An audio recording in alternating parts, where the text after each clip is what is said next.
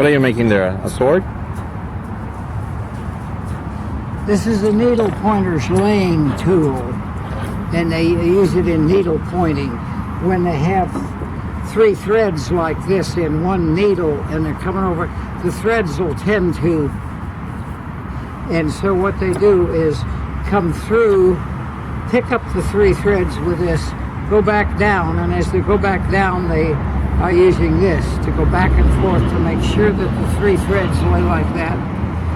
And that's what I want to do out of this, is to pull it out into a point like that. Okay. And give them this as the hand part of it. Just for the fun of it, to see whether or not some needle pointer would like it. Thank you.